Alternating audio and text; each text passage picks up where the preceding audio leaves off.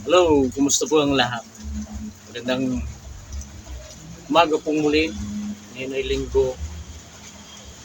Nakikita naman na maaliwalas yung mukha kasi kaninang alas 6 ng umaga, maaga pa lang alas 5 ng umaga.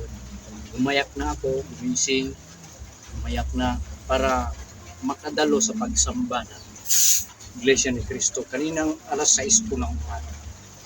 At yun nga, pagpasok doon, talagang kakaiba yung mararamdaman mo na experience.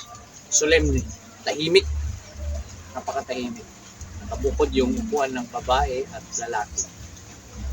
May mga mag-guide sa iyo papasok, mga tinatawag nilang diakono sa mga lalaki kasi nakabukod po yung upuan ng babae at lalaki. Bukod po yun. Sa mga babae naman, may tinatawag nilang diakonisa at saka doon po sa harapan, sa koro kung tawagin nila. I-visualize ko po sa inyo ha. Makikita sa loob doon sa koro ang mga choir, men's choir at mga babae. Para silang mga anghel. Mahaba yung damit, nakatoga, na sila yung mga choir sa panahon ng pagsamba. Napakagandang pakinggan. Masarap sa tainga, masarap sa pakiramdam. Yung iba-ibang tono, mayroong tinatawag na soprano, yung tenor, tapos yung alto. Ang gandang, ang sarap pakinggan, napakasarap. Pag nanalangin ka talaga, halimbawa nasa loob ka na, may mararamdaman mo yung Espiritu Santo. Wala kang makikita sa loob ng kapilya ng Iglesia ni Cristo ng mga ribulto, wala. Makakakonsentrate kang manalangin. At pagkapanahon na ng awit, sumasabay mo lahat ng mga nasa loob ng kapilya sa pagkanta. Napakasarap sa pakiramdam. Maiiyak ka talaga. Subukan ninyo pumasok. Kahit isang beses lang sa kapilya ng Iglesia ni Cristo kasi welcome naman lahat. Opo, welcome lahat ng gustong pumasok sa loob ng kapilya ng Iglesia ni Cristo. Doon ninyo makikita yung mga sinasabi ko.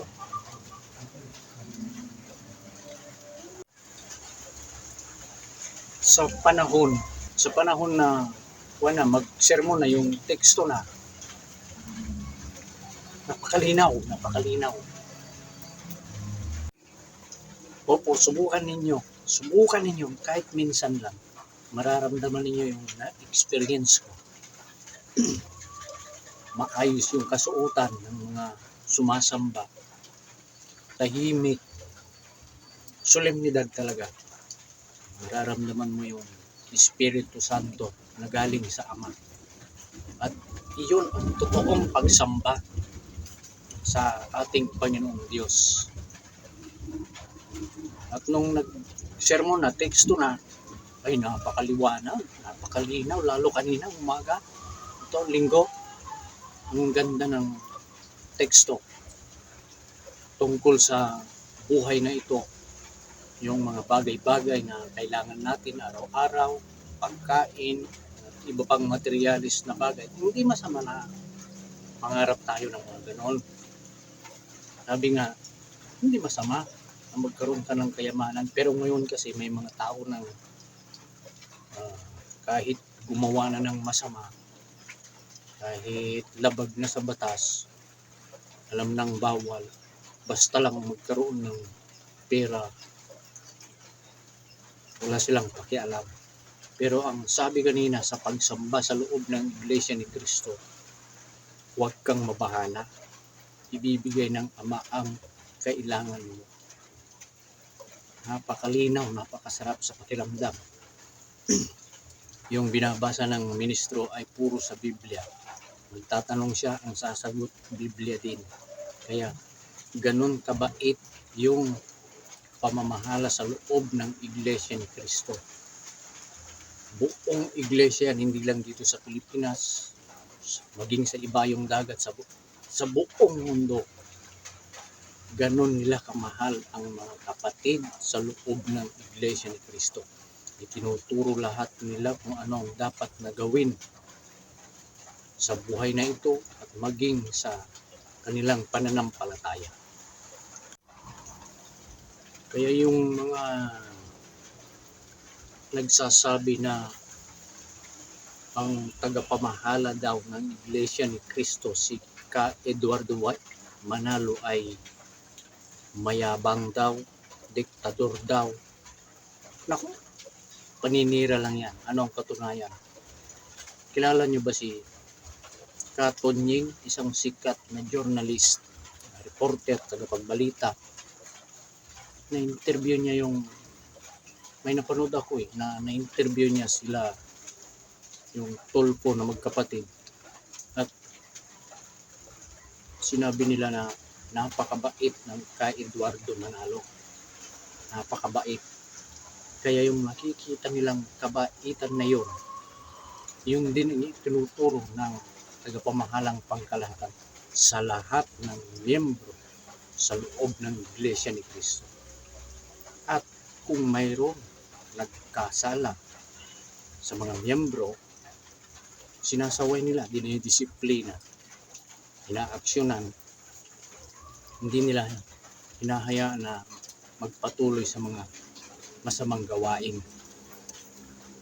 Kaya namamalagi yung maayos na paglilingkod, yung katapatan sa gobyerno, at maayos na pakikitungo sa kapwa, maayos na paghahanap buhay. Subukan ninyong pumasok kahit minsan lang sa kapilya ng Iglesia ni Cristo sa panahon ng pagsamba nila. Malalaman ninyo yung sinasabi ko. Ito, balik tayo doon sa sinasabi nila na diktador daw, tagapamahala ng Iglesia ni Cristo. Bakit? Kasi daw, kung ano daw yung sinasabi niya, sinusunod nila. Ito, mayroon akong babasahing talata. Sana ay unawain ninyo yung talatang ito. Hebreo 13:17. Magandang balita. Pasakop kayo at sumunod sa mga namamahala sa inyo.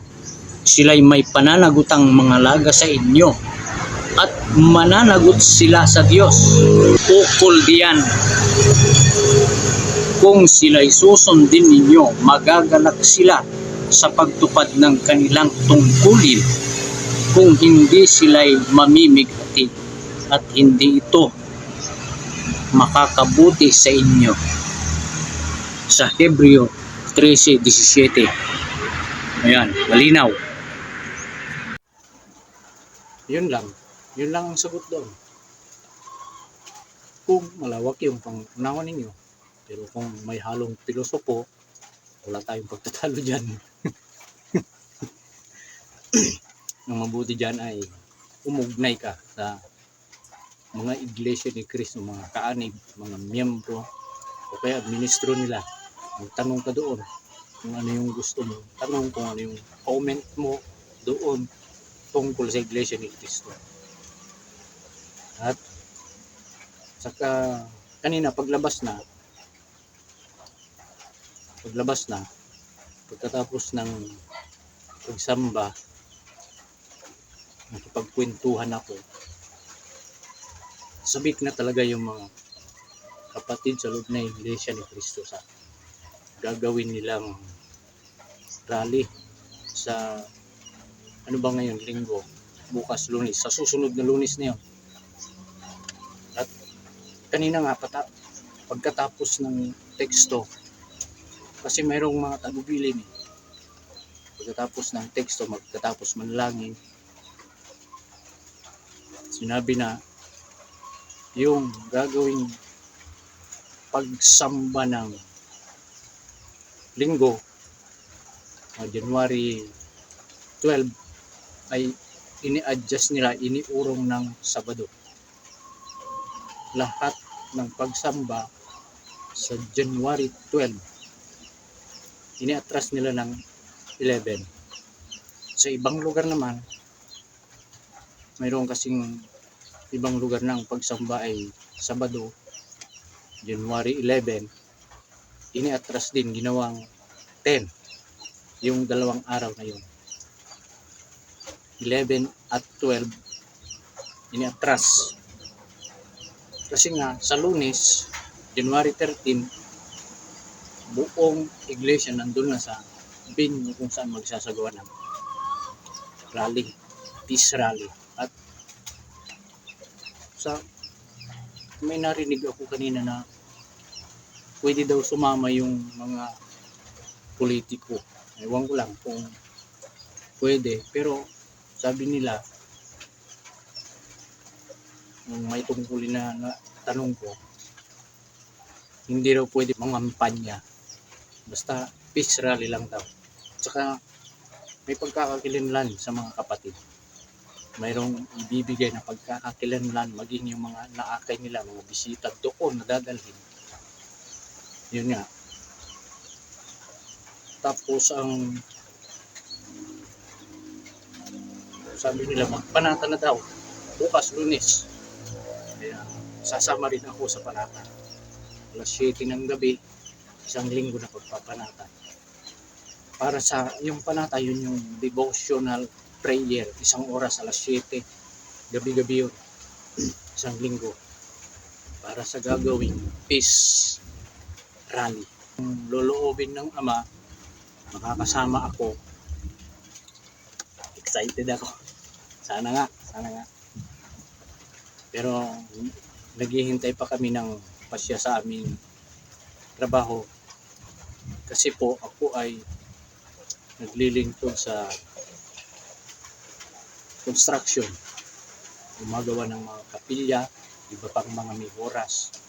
Yung pangkat namin, hinihintay namin yung pasya kung sasama kami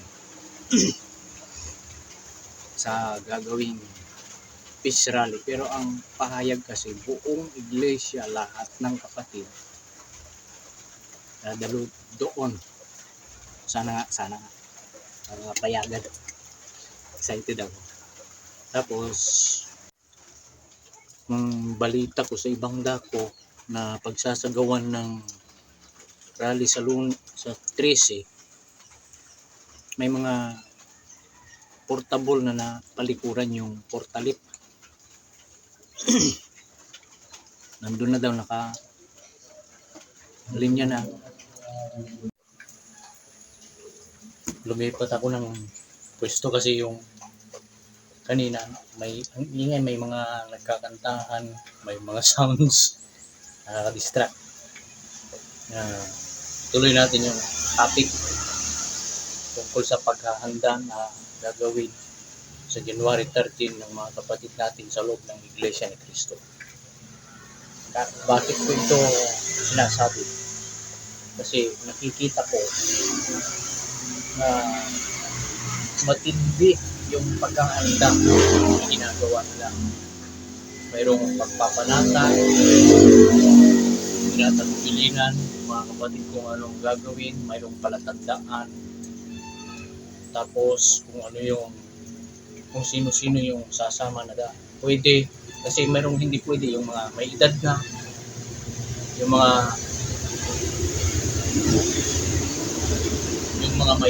may hika, hindi pwede yun. Yung may alta pressure, siyempre hindi natin alam yung magaganap yun kung mainit ang panahon. Tapos sinabihan din, may tagubilin din na magdala ng panangga sa ulan, panangga sa tawag nito, init at baon. Hanggat maaari yung baka umabot ng maghapon yung gagawing peace rally. Depende. Ang magandang baunin dyan, suman.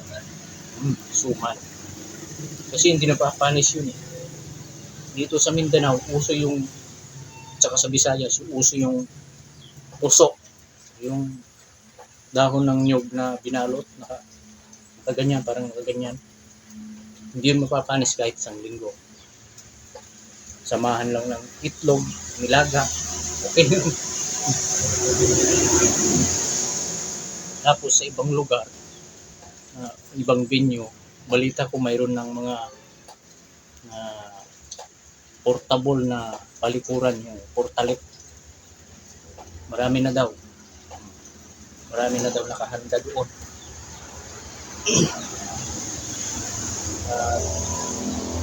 Yun nga, mayroon na rin yung iba, yung nauna na, may mga parang may nabasa pa ako na nakapag-book na daw doon sa Metro Manila yun ng hotel na tutulugan nila, dahil Sabado pa lang daw doon na sila. Ganon kasabik, ganon kahanda yung mga kapatid natin sa Iglesia ni Cristo doon sa gagawing peace rally. Hindi basta-basta kagaya ng ginagawa ng iba na ganito, magsagawa tayo ng rally, attack kaagad, walang paghahanda. Wala. Kaya natitiyak ko, sure sa araw na iyon, tagumpay muli ang Iglesia ni Cristo sa gagawing peace rally. Ito nga, trending Iglesia ni Cristo. Itong religion lang na ito ang makakapagsagawa ng ganyan. Kasaysayan yan. Yung ibang religion hindi nila nagawa. Muling makakayag ang Iglesia ni Cristo sa January 13 sa kaisahan peace rally. Sabi nga, yung mga pupunta roon, mga sasama, yun, yung mga pupunta roon, siyempre dadatnan natin na malinis yung lugar. Alis din tayo na malinis. Anong ibig sabihin? Siyempre, pagkatapos ng rally, maglinis, magdala tayo ng mga lagay ng basura. Magdala ng lagay ng basura para doon ilagay yung mga basura. Kaya, handang-handa, pinaghandaan talaga. Hindi ito magagawa ng ibang grupo yung ganitong paghahanda. Katulad ng sinasabi nila na walang mangyayari, hindi maganda ibubunga niya. Tignan natin kung ano ang magandang ibubunga nito. Maaaring sa individual, may mga masasabi, pero yung overall na resulta, magkaroon ng kapayapaan. Parang nakikita ko, magkapati na sila, magkasundo na, para sa isang layunin na magitan ng Iglesia ni Cristo. Walang pinanigan. Ganon katalino ang pamamahala sa Iglesia ni Cristo. Ganon kalawak yung kanilang isipan. Kasi ang Iglesia ni Cristo ay buong mundo eh. Kung paano nila napapangasiwaan yan buong mundo, yung lahat ng kapatid sa buong mundo, sa isang layunin, isang aral, isang tuntunin, dahil lahat yan ay nakasulat sa Biblia. Ayun, tagumpay natin ito, tagumpay ng Iglesia ni Cristo sa January 13, hindi lang sa 13, sa mga susunod pang mga araw. Maraming salamat po. At sana mag-ingat po ang lahat.